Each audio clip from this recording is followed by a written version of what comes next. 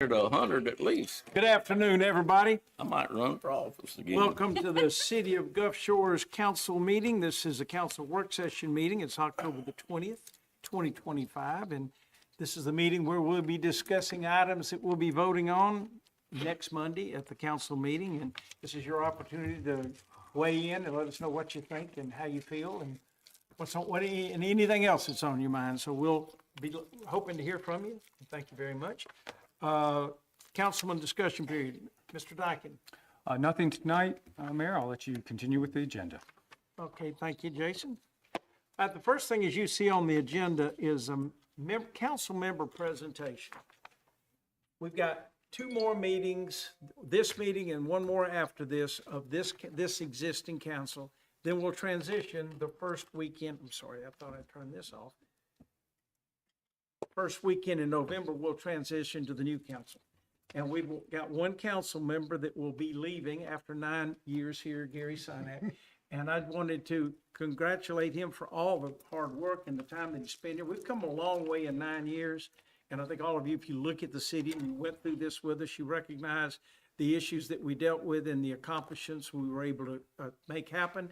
And Gary, you're a large part of that. Your participation in the council and your history of working for the city gave us something different as a perspective here, being a fireman for however many years, a long time. And a different perspective that we had not had on this council before. And we appreciate everything that you've done. And I've got something here for you.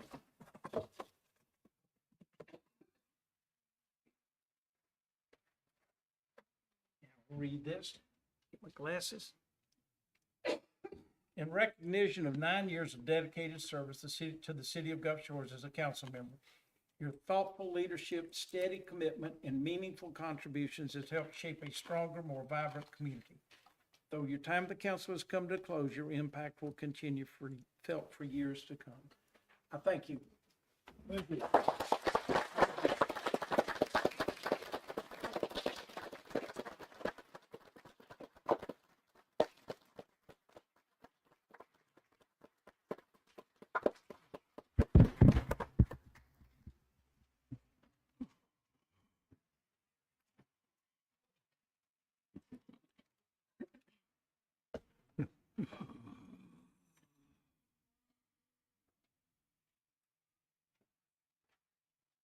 Very good. Well, before he gets the microphone, I'd like to add just how much, Gary, I've enjoyed working with you and serving with you, and you have served from this seat with honesty and integrity, and you've made decisions and from the heart what you have always felt best for this community, and I think you've represented the citizens very well for your 9 years, and I've enjoyed being beside you. So thank you. I've enjoyed it too. thank you. Yeah. And Gary and I go back to the fire department days, and that's a long time ago. So to have him up here beside me after being on the fire department, I certainly appreciate all his dedication and hard work that he done also. Thank you. Maybe you Thanks, can Joe. retire now. You know, this will be the first time that I won't have to be anywhere. Seriously, no, I mean, it's like I was up at my camp here and I was scrambling to get back in time for the meeting. And I don't know what that's going to be like, not having to be somewhere, you know. Yeah, I hired on the city in 1980. To 14, had a 2-year hiatus there and until I got elected. And so it's just, but even that 2-year hiatus, I was working with my brother at our plumbing shop. So I had that. Now I don't have it, you know. I got plenty of projects that keep me busy though. Where's Brandon at? Is he here? You'll have to take Lance. Where's Lance? I thought I saw He him. always gives me my electrical advice. You have to take the second place guy. Well, Gary, thank you. Thank you. Moving on with the meeting, and the second thing we have is a Shrimp Festival presentation. Greg Alexander. Thank you, Mayor, members of council. And Gary, congratulations. I've enjoyed working with you as well. Just a quick update, Mayor, if I can. The 52nd annual National Shrimp Festival is officially in the books, as we know. A couple of big thank yous. First of all, the Shrimp Festival Committee. It has amazed me. I've worked 17 years as a chamber executive in 3 markets, never seen anything accomplished like this year after year. And it's so largely due to the committee, volunteer committee. So congratulations to them. The hundreds of volunteers it takes. That is just amazing as well. The city's public works department and all really departments of the city, to include the police department, fire, rescue, everyone has played a vital role. I'd like to individually name a couple of folks real quick, if you'll bear with me. Mr. Steve Jones, and then Rob and Jenny Barnes. Steve is our liaison for the chamber and does an incredible job. Rob and Jenny Barnes serve as co-chairs for the committee. Chamber staff works hard as well, and really our local partners and sponsors. It takes hotel rooms and condos and just takes a lot to pull this off for a very successful festival. As y'all know, we had wonderful weather. This year we got it down to a science. We're able to actually calculate and the number of folks that came through, and the 3 main gates that we had set up, 325,448 folks entered the Shrimp Festival over 4 days, and that is amazing to me. Occupancy rate was around 76%, which is not but a few numbers off of the summertime. So I just commend everyone that put such an effort, worked so hard to make this festival successful.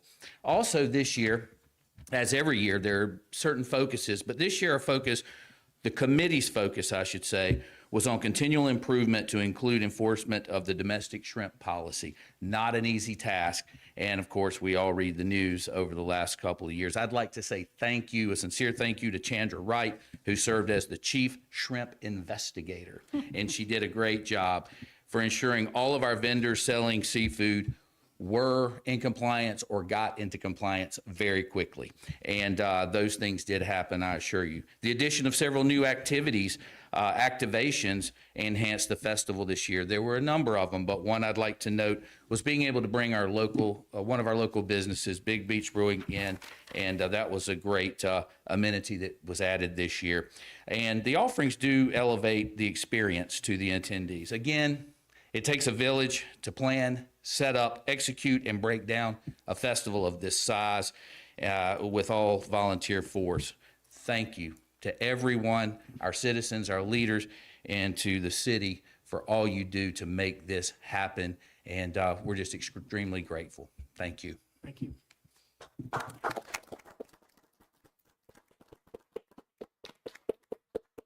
Andy, will you share the report you gave us this morning about bicycle and how that worked?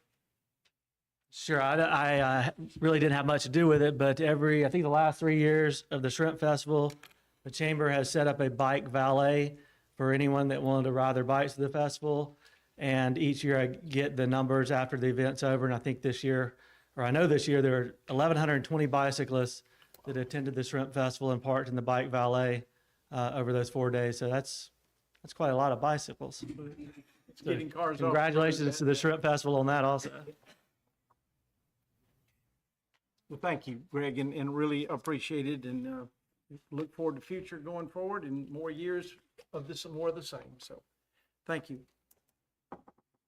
Next item on the agenda is economic development. Blake, authorize agreement, open go.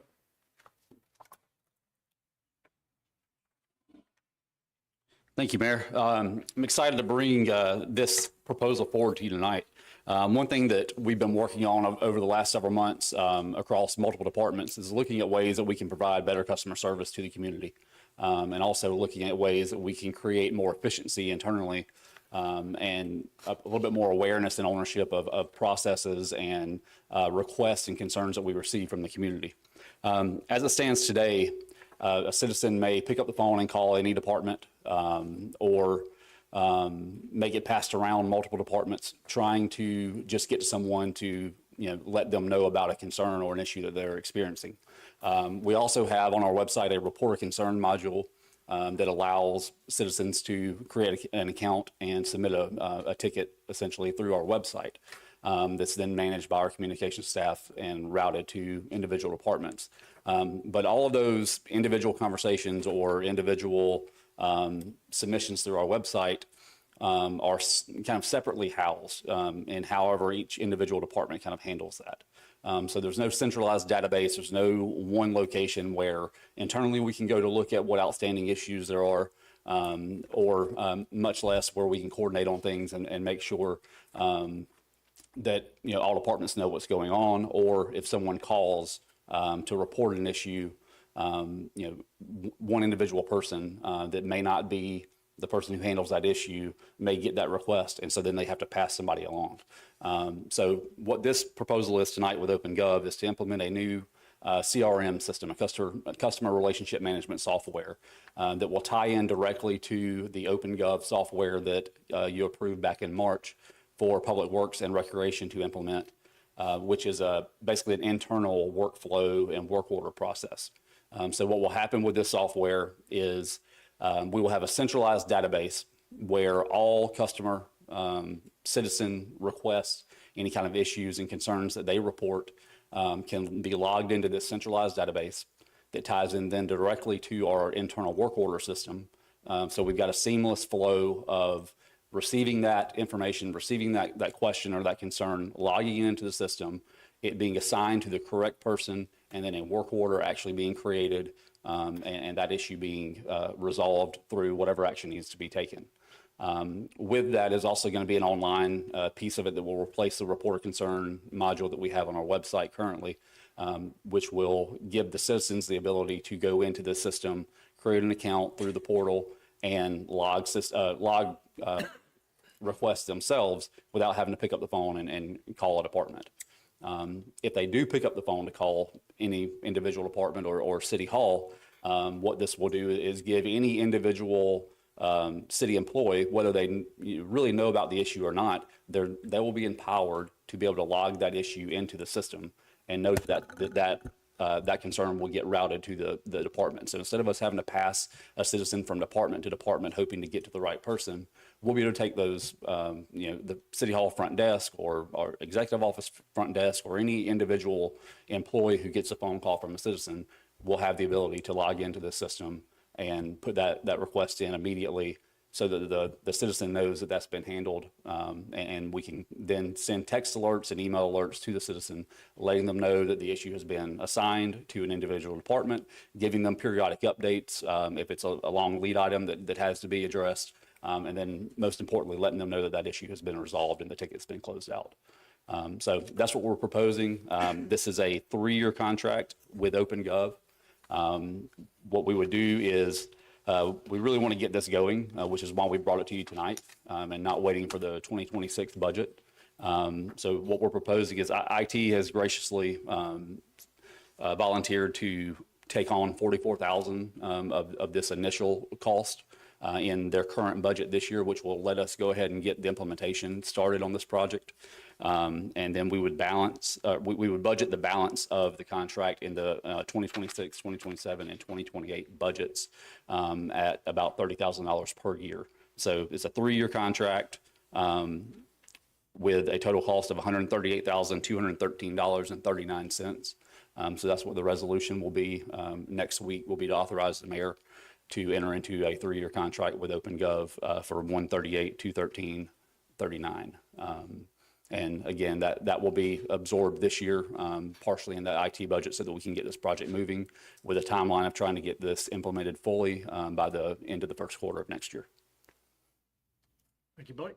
Any questions for Blake, council? Just a comment, I think this system is, very much needed. We try to answer all complaints, but as we've grown in staffing and departments and responsibilities, sometimes issues do get lost. So having an efficient system to document issues that our citizens have and efficiently handle them, but also the accountability piece too, being able to track who's touched each of these problems and what their response was. So there's going to be true accountability to our citizens on any issues that they have. So I think it's a good step forward, though I'm sure there'll be a learning curve.